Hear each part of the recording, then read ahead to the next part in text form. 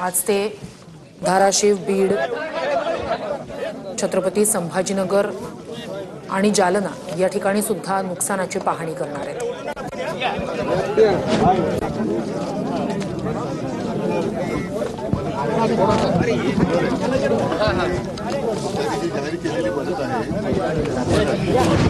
प्रमुख आपल्या मराठवाड्याचे नुकसान झाले आणि मदतीचा जो आकडा आहे जर का त्याच्यात प्रत्येकाला किती मिळणार?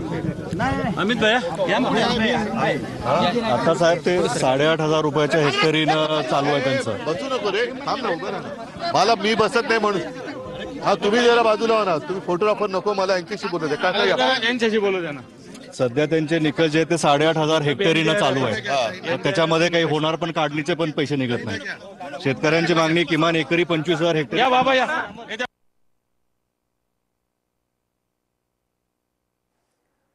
तर लातूरच्या काटगावात सध्या उद्धव ठाकरे हे पाहणीसाठी पोहोचलेले आहेत।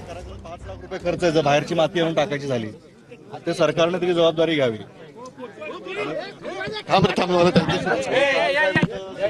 मागणी केली, त्यांच्यावर गुन्हे दाखल केले, हे पण एक वेगळं प्रकरण चालू आहे। मागणी करायची, आंदोलन शेतकरी करतायत, गुन्हे दाखलही होत। बाबा सगळ्यांनी थांबा ना जरा, मला बोलू द्या ना। मीडियाने तोडून म्हणतात, मीडियाने जरा थांबा ना, मला बोलू द्या जरा, मी त्यांच्यासाठी आलो। तुमच्या शेतात आहे ना?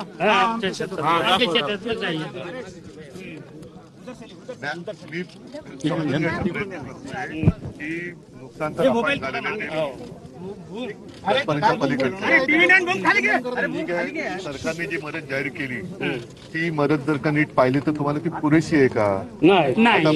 आता हा हंगाम तर गेला, बरोबर आहे। आता काही ठिकाणी जमीन खरडून गेली, पुढचे ते माती टाकणं बिकणं सगळ्या गोष्टी आल्या, तर हे सगळं बघितल्यानंतर साधारणतः तुम्हाला काय वाटतं किती कमीत कमी सरकारनं आम्हाला हेक्टरी 50,000 रुपये द्यावे आणि कर्जमाफी करावी सर्वसाधारण। साहेब पुढे रबीचा जो हंगाम आहे तो देखील अडचणीत आला। रबीला आपल्याला पेरणी दिपोळी नंतर खरीप गेली आणि म्हणजे ती जमीनच खरडून गेली तर ती पुढची पण गेली,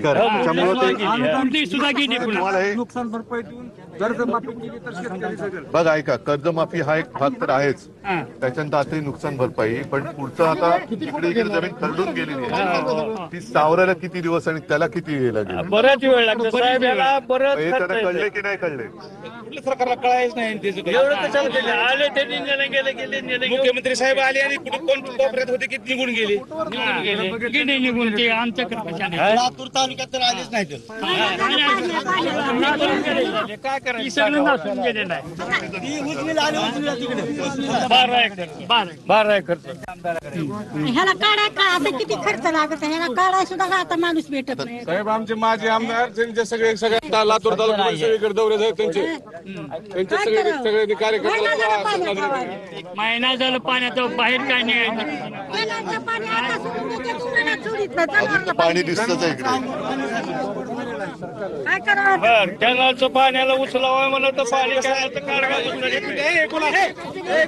साहेब कसं आहे, मांजरा धरणाचा उजवा कालवा, मांजरा धरणाचा उजवा कालवा आमच्या शहर गट नंबर 27 मधून गेलेला आहे, पण वरील शेतकरी, वरील गावचे म्हणजे इथून 10 किलोमीटर अंतरावरचे वरील शेतकरी आम्हाला धरण भरून जर पाणी मिळत नाही। आता असं पावसानं हिट जात आहे आणि उन्हाळ्यात धरणात पाणी असून आमच्या रानातून कॅनल मांजराचा उजवा पाठ गेला असून ती नदी मिळत नाही आम्हाला शेतकऱ्याला, म्हणजे दुहेरी संकटात आम्ही सापडलेलो आहोत। पाणी आम्हाला मिळत नाही, बागायत करता येत नाही आम्हाला। वरचे लोक आमच्यापासून वरील जी लोक धरणाच्या अलीकडच्या जवळचे लोक ती पाणी बघा काय झालेलं आहे, मराठवाड्यामध्ये दुर्दैवाने अवर्षण हे वर्षानुवर्षाचं आहे, पण पहिल्या प्रथम उलट झालेलं आहे। आता पहिल्या यातनं बाहेर आपल्याला पडायला पाहिजे, बरोबर आहे। मग तुमची मागणी जी वर्षानुवर्षाची आहे ती तर आहेच, ती त्यावेळेला आपलं सरकार होतं तेव्हा पण आपण प्रयत्न करत होतो, तो भाग वेगळा, त्याच्यात काही आता हे नाही जात, पुन्हा लोक म्हणतील राजकारण, मला त्याच्यात जायचं नाही। आता हे संकट नेमकं त्या मागणीच्या विपरीत उलट आलेलं आहे, असं मला नाही वाटतं तेवढ्या काही वर्षात आलं असेल। त्याच्यामुळे आता तत्काळ जे आपण म्हणतोय की आम्हाला एवढं द्या, हे साधारणतः मगाशी आता तुम्ही सांगितलं तर आता पर हेक्टरी जी सरकारने मदत जाहीर केलेली आहे ते मला वाटतं अजून ते 2023च्या निकषामध्ये आहेत, बरोबर आहेत ना? आता जर का ती मदत जर का पाहिली तर त्यांनी जाहीर केलेली मदत आणि यांना जर का सगळ्या मराठवाड्याचं नुकसान बघितलं तर पर हेक्टरी किती मिळणार आहे? 17,000 मिळतील. नाही, पर हेक्टरी भैया 8,500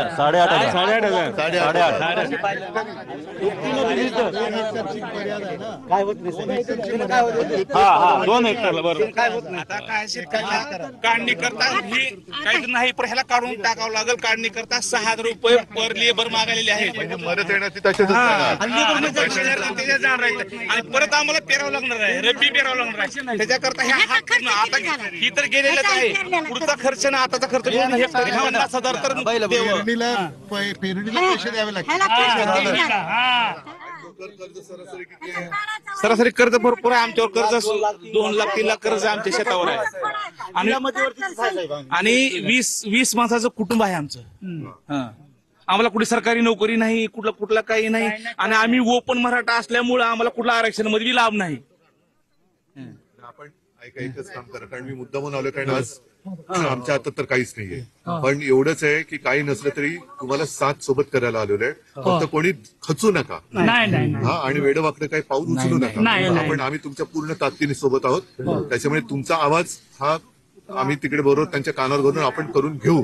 आता कालची मदत जी जाहीर केलेली आहे ती वेळेवर येते की नाही वगैरे, या सगळ्यावरती आपण लक्ष ठेवून ती करून तर घेऊ. आणि आणखीन तुम्ही जे म्हणता की हेक्टरी 50,000 त्याची पण मागणी लावून देऊ. फक्त ऑगस्ट पर्यंत मदत सुद्धा आम्हाला सणाच्या अगोदर मिळावी एवढी आमची अपेक्षा आहे. दसऱ्याच्या अगोदर आम्हाला मदत भेटेल. आणि कर्जमुक्तीसाठी सुद्धा आपण पूर्ण ताकद बघा. एक तरी तात्काळ मदत जी आहे, तुम्ही म्हणता 50,000 रुपये हेक्टरी, बरोबर बोलतोय. आणि परत कर्जमुक्ती हा एक वेगळा विषय. नाहीतर काय करतील, मदत देतील आणि तुमच्या कर्जाच्या याच्यातनं कापून घेतील. सरसकट कर्जमुक्ती होईल.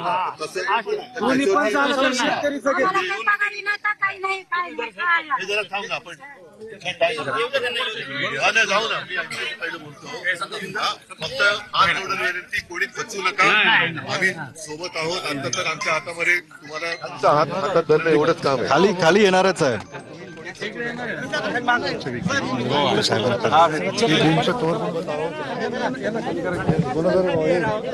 जरा एक आशीर्वाद जरा.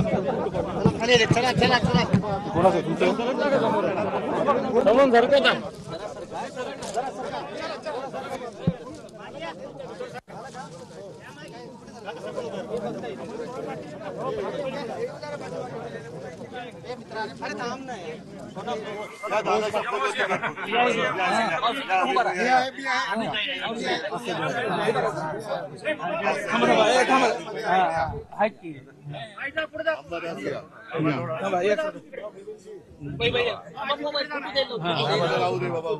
फोटो घ्या.